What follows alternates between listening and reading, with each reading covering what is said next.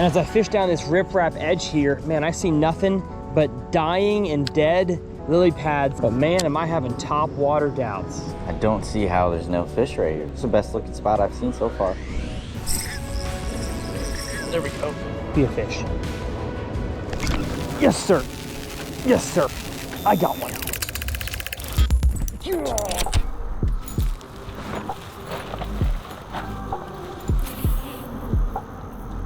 Well, good morning, folks. Welcome back to 200 Ponds. My series where you guessed it, I'm fishing 200 different ponds for bass and teaching you guys everything I learn along the way. Now today I'm fishing a pond that I have seen for, I believe, 8 years of my life, and I've never made a cast at. My in-laws actually live in this neighborhood, but after seeing tons of you guys send me emails about this pond, I said, you know what? The weather's hot, the fishing's probably tough, but it's worth a try now. So I've got a truck full of rods. I've got Editor Taylor with me for Taylor Cam, and we're hopefully gonna catch some good fish today. No guarantees, but that's always the goal. Let's get down to pond number 131.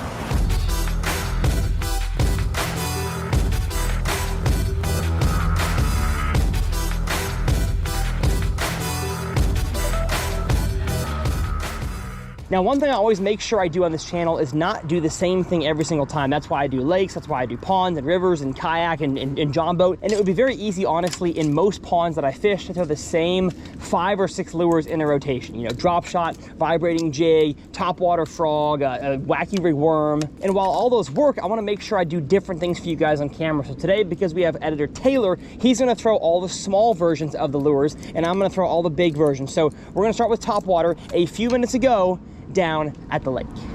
So we have whipped to earlier in the morning. Did not wake up as early as Taylor, or I wanted to, but we're starting now. So Taylor with the small patroller and me with the click and chicken. He's gonna go that way. I'm gonna go this way.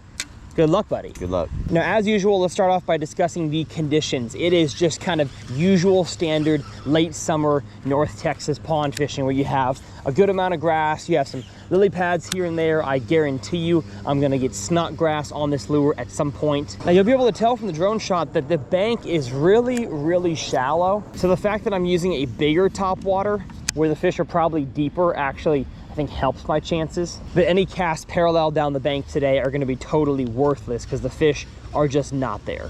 And so far, the click and chicken, I can hear it clicking. I'm not hearing it plop a whole lot. As this thing turns, it has like a clicking bead. Now, the one thing I know would help me would be a little bit of wind on the water today, but as stereotypical late summer goes here, it's hot with 0 wind. As far as forage goes, I see several different species of bluegill just right here on the bank, as expected. And in my opinion, the presence of bluegill in the vast majority of ponds in the country is the reason why vibrating jigs work so well.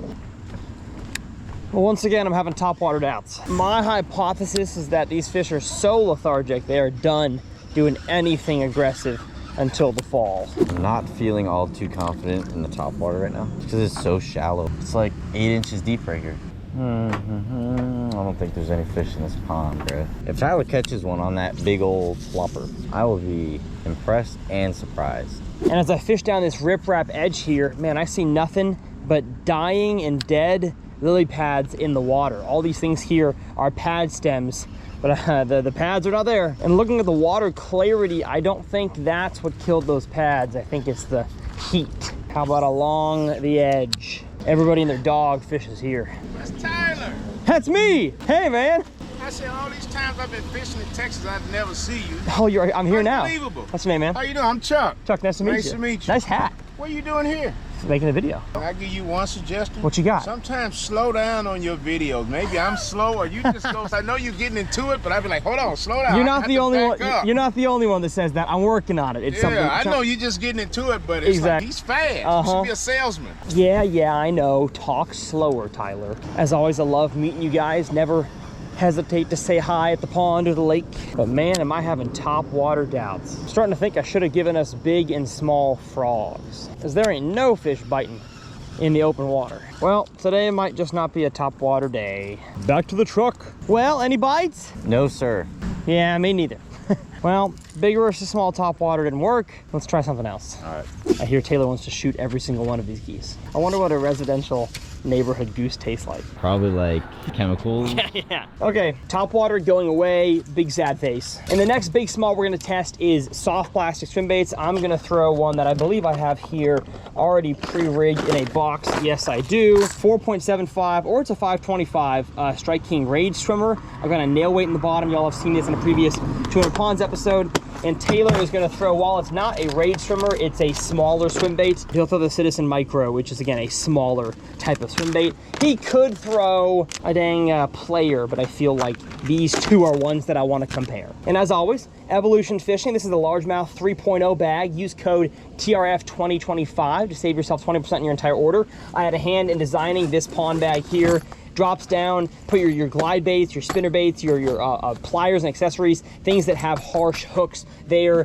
I fit a ballistic series tray for my terminal there, and then you could put soft plastics here. You could pop those trays, these pockets in, and put up to 6 of the 3600 size trays. It's pretty sick. If someone in your life needs a pond bag, check it out and get a discount. Now I know what someone's gonna say in the comments, Tyler, you're comparing one with a blade to one without a blade, but I really don't think it matters that much. We're just trying to tell a story here, do something different. And I'm just now realizing I never gave my hypothesis as to which one is gonna get more bites, small or big. Taylor, what do you think?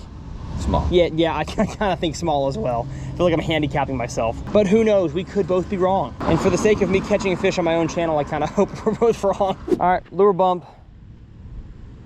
Nope. Oh no. All right, good luck. Boom.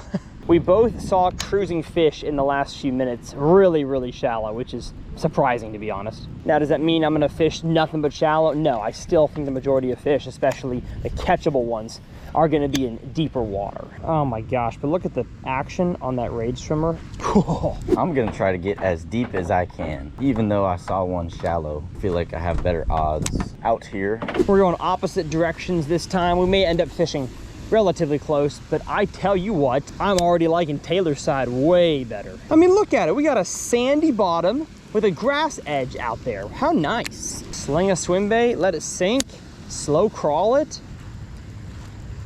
Now, maybe both of us throwing shad variations of swim baits in a pond where I see no shad is not a good idea. But I mean, in the episode with Sam Sobey in Minnesota, I caught a nice one on this exact same swim bait. So they ain't got no shad in those ponds.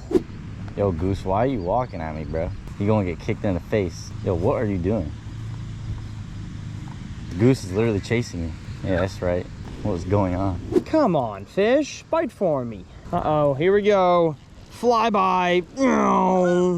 It feels like a budget Destin with the F-22s flying by. Like, man, no, I ain't never seen that air show in Florida, but you ever had geese fly by you when you're pond fishing? Almost the same thing. Oh, I miss Minnesota already. Oh, something.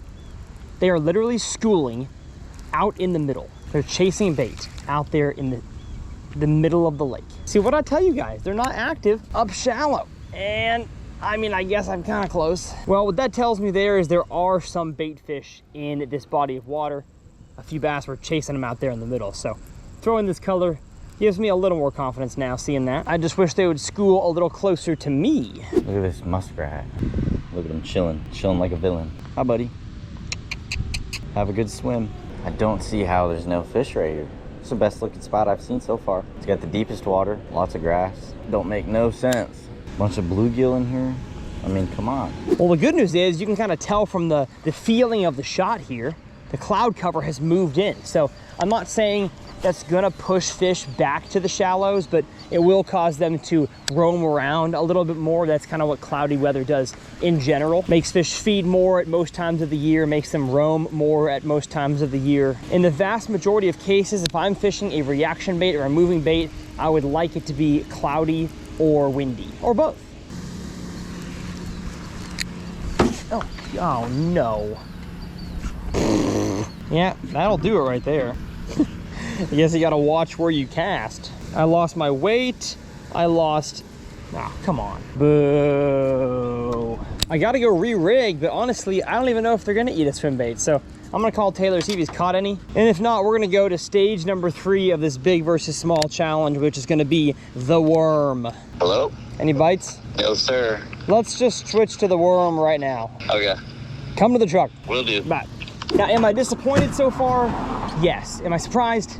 No, because it is hot in Texas. These fish have seen a gajillion lures, and even though I've heard good things about this pond, it's probably because lots of people fish here. So like the numbers of emails I've gotten about it is because a lot of people have the ability to send emails about it. Okay, well, big worm versus drop shot. And to make it even more big versus small, I'm gonna cut off about 2 inches of his worm. Now we have a true small worm. Yeah, gotta do it again. Yeah, I'm cutting your worms down. Spinny pole for Taylor. All right, worm time. Good luck, small worm. Thanks, big worm. My setup is the Mach Mega with a VMC Redline 3/0 standard worm hook. I'm actually liking this type of bend more lately for big worms. And I think it's an 1/8 ounce weight. I wonder if I stand back here, do I have a better vantage point? Yes, I do. Oh, and look at that wall of rain. Goodness gracious, I hope that doesn't hit us. Now, with every single lure we have fished today, I've made a masterclass video teaching you guys how to fish all of those. So whether it's the plopper or the swim baits or a big worm and a drop shot, all you got to do is search Tyler's Reel Fishing and then whatever fill in the blank fishing term you want to know about, and you'll find that video. So I've made a big worm masterclass, a drop shot one. Matter of fact, I'll leave both of those down below because there's multiple ways to retrieve a big worm. I'm going to try mainly just the slow drag. If the grass out there was taller, like, you know, cabbage grass or milfoil, I'd do more of a high pole like this. But with just clumpy, what I call carpet grass in this pond, just a slow drag, letting the tail kind of move as it swims, and then let it settle back down there on the bottom. Let it sit for 5 seconds. Any fish that wants to suck it up off the bottom, it can. Move it again, let it sink. I mean, even slower than you would most worms. Up and down. That guy's getting stretched. Honestly, I should be doing that. How about the water fountain? It's always a good option, right? We'll find out. It's like 15 feet deep out there. There we go. I got one. Now how do I land him over the bridge? Go up here. Oh, yes. There we go. We got one. Oh, let's go. Success. Yes. It's like 15 feet deep out there. There we go. That is a win for the little worm. See, buddy? Let's see if we could do that again, because there was a group of fish way out there. Oh, the relief to know that I got some content today. Not that I couldn't put out a pond video with a skunk, because I absolutely could, and I have before. And I know you guys in the comments like to see me struggle. So even if we just catch one, I would say today has been a dang struggle. But Taylor T-Money coming through. I'm gonna go to that peninsula over there. There's a cruiser that's sitting in 3 inches of water. Why? Are you like dumb? Hey, we can both share the spot, dude. You thought I'd leave by now, huh? No, I'm standing my ground. Okay, well, you're getting a little close now. Get out of here. He hates anglers. That goose probably owns a wakeboard boat. Oh, be a bass. Oh my gosh. He bit it about 4 times and then dropped it. Had to have been a small fish. Man, come on. Bring your friends. Oh, I forgot how good it felt to get a bite. Man, I like that sensation.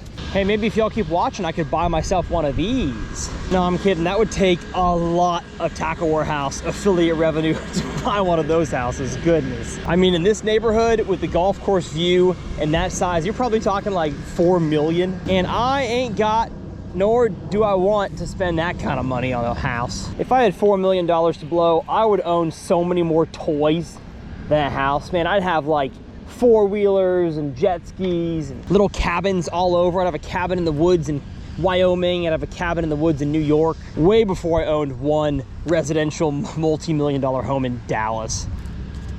Oh, that felt like a bass. They're all too small to eat this worm. If I had a drop shot, I would have caught that fish. Yep, so far downsizing is what I wish I had chosen, but Taylor rarely gets to have all the fun, so we'll let him have it today.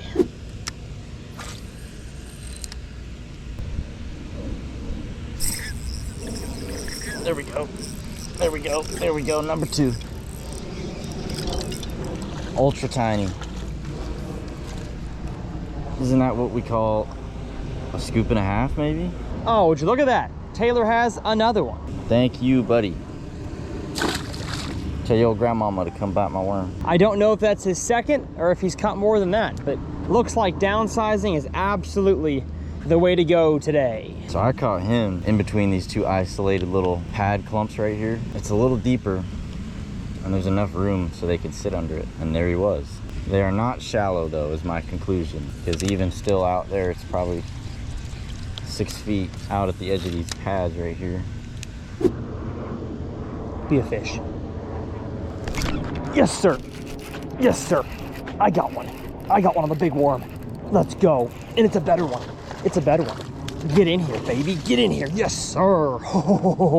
Okay. I feel so accomplished catching a fish with the water this hot. And I don't know if Taylor's got one bigger than this, but I feel like that is a dang good fish for today. Oh, that feels so good. Thank you, Mr. Big Worm, for getting me a big pond bass. I don't know, 16-incher, 2.25 pounds. Yes! Well, I'm not sure yet, even though you guys, as the viewer, already know what the results are on size versus number. And I know he's caught more than me because I've seen him hold up too, but I haven't seen one as big as that yet. Well, maybe today big fish bites big bait and small fish bites small bait, which is not always the way it goes, but oftentimes throw something bigger, eliminate the small fish, as I've felt today. Felt lots of ticks, have not gotten them to actually eat the worm. And the second a big enough one does, the second I got around the caliber fish that I want to catch, the bigger ones, they actually eat this thing. There's one. There we go. This is a pretty nice one here. Gosh, they fight good. Yes. That's a pretty good one right here. Top of the lip. Sweet. Thank you, buddy. Again, out in the isolated clump of lily pads. I assume they're just hanging out under them because of the shade. Now at this point, it's a little hotter. They just be chilling. I also had to slow way down because I was fishing my drop shot way too fast. And once you get into this carpet grass, I mean, there's no fish there. They're out off the edge for sure. And these pads just happen to be right on the edge, so it's pretty perfect. Knowing what I know now, I'm gonna go back and fish these over here that I missed. Oh, and look at that. Taylor's got another one, so he's got at least 3. I guess the rule of thumb is don't discount a pond until you've thrown a worm. Because I could have told you based on the top water and swim baits that there ain't a bass in this place, but that's not true. Now, the reason why I changed my retrieve to be a pull up like this as opposed to a drag is because of the grass that you see right down there. That I believe is coontail, and it's growing straight up off the bottom. And I've seen some clumps. Like there's a clump right out there. I don't know if y'all can see that, but it's growing straight up. So in order to get my worm through the grass as best as possible, I'm going up and down as opposed to crisscross. Wonder how far past the no trespassing fence I can go before I get kicked out. Breaking the law. Got to get them golf course side bass. They never see any lures. The one thing I'll say about this side though is that it is a better edge. The retaining wall has about 2.5 feet of water right up against the edge of it, which means these pads actually hold water. So I guarantee you a topwater frog bite on these pads is great in the morning. You just can't reach it from that side, and I technically shouldn't be standing here right now. But I don't see no golfers on the tee box. Oh, well, there's some golf carts. Let's go. Best friends. Yep. Okay, Mr. Taylor, Mr. Small Worm, and Mr. Big Worm here. We're gonna recount what happened there. So, how many bass did you catch? I caught 3. 3? Okay, so I saw all 3 that he caught. Definitely more than I did, but I caught 1. 1, let's go. Let's Did go. you see me catch it? No. Okay, I was standing on the rock little, porch thing over there. Yeah. Now, what was the biggest one you caught? Probably 1.75 pounds. Okay, 2.25 pounds for me. So, bigger worm caught a bigger bass. That's not always the case though. I found that it's small baits catch all fish and big baits catch big fish. And sometimes kamikaze small fish. But I'm just glad I was able to bring Taylor Cam with us because that got us more fish catches and more commentary and proved that the vast majority of the time downsizing will at least not get you skunked. It'll allow you to catch some kind of fish. May not be big, but you may not go home empty-handed. So I want to teach you guys real quick. I'll give Taylor the camera my top 3 ways to downsize, top 3 soft plastic riggings. That way, if you're having trouble catching fish this summer and into the fall, what to throw. And number 1, my most versatile, being the one Taylor threw today. There's a reason why I gave it to him. It's because it works in practically all types of ponds, water clarities, unless you have like dirt quality water, which then it could still work. But the rigging is fairly simple. We have a straight shank hook. You can use a nose hook. I don't use it though on big worms. I feel like the hookup ratio or the landing ratio is worse and it's less weedless. So I have a VMC Redline Finesse Nico hook is what it's called, in a size 1. I love this hook for really all size drop shot worms, Strike King filler worm. And then if you don't know how to rig a drop shot, you basically tie your knot, leave the line long, the tag end long, stuff it back through, and then put a drop shot weight on the bottom. And on ponds, I rarely go longer than this here. I had Taylor cut it to his desired length. What is that, about a foot? 10 inches, something like that, because you don't want to have it too high off the bottom unless you have a really, really high grass, which again, more than likely you don't. So that's the drop shot, my #1 downsizing bait for ponds, and it works, like I said, if the fish are high in the column or if they're sitting down there on the bottom. But the Ned Rig drop shot video proved to me that sometimes bass don't want a bait up in the column, even just 10 inches, they want to eat the weight. And so that's when I throw the Ned Rig. Now, y'all saw a 200 Ponds episode relatively recently. The Ned Rig only works if your bottom composition isn't full of junk. So if you have sticks and grasses and rocks, especially brush piles that I got stuck on a bunch in that video, a Ned Rig is not the one for you. Now, you can rig it weedless like you see here on the screen.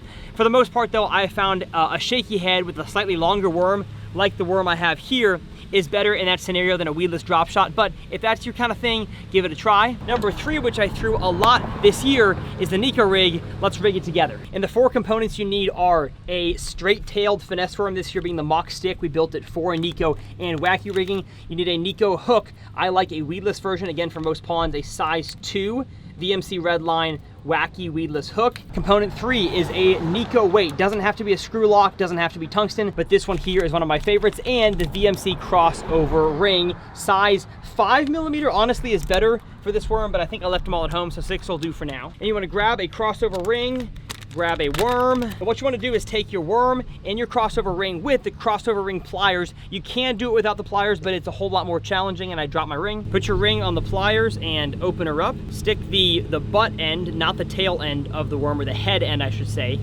in there, and I only put it to about 1/3 of the worm. You don't really want to put it halfway like you do a wacky. And then I kind of weasel it off the edge there. Then I'm going to take my weight and I'm going to screw it or push it, whatever kind of weight you have, into the head of the worm. Again, the part of the worm that is in terms of rigging, is the shorter section, not the longer. And lastly, take my hook and I'm going to thread it through the crossover ring. It has a hole that goes this way and a hole that goes that way if you want to wacky, but I'm going to go through the Nico side, and the hook point goes towards the tail, so that when it looks like this and you hook your line right here, it hops across the bottom just like this. A bass eats it and it gets him in the roof of the mouth, as opposed to the hook flipping upside down, gets him in the tongue. Not only can you kill fish that way, but your hookup ratio is a lot worse. Now, when would you throw a Nico rig over a Ned rig over a drop shot? Honestly, it's kind of dealer's choice, whatever you want to use. But again, if they are bottom-oriented fish, a Ned rig and a Nico rig are going to do better than a drop shot. But if they're up in the column, either a really light Nico that falls in the column really slowly, or the drop shot is going to catch more fish. You just got to test out what works for you. I guarantee you, either one of these two, a Nico or a drop shot, Taylor would have caught more fish than me today. Probably not a Ned rig, would have got stuck too much. But that, folks, is gonna do it for today's episode of 200 Ponds. I'm so glad we had Taylor to catch us a few extra fish and prolong this video, and also teach you something, which is downsizing definitely helps. As always, my tackle is linked down below. Those are affiliate tackle links, so as long as you click those, you can buy whatever the heck you want. Your entire cart is credited to my account, and doing that helps my family continue to make a living. I love this job. I'm so grateful for you guys as my viewers, and we'll see y'all next time right here on 200 Ponds from the great state of Minnesota.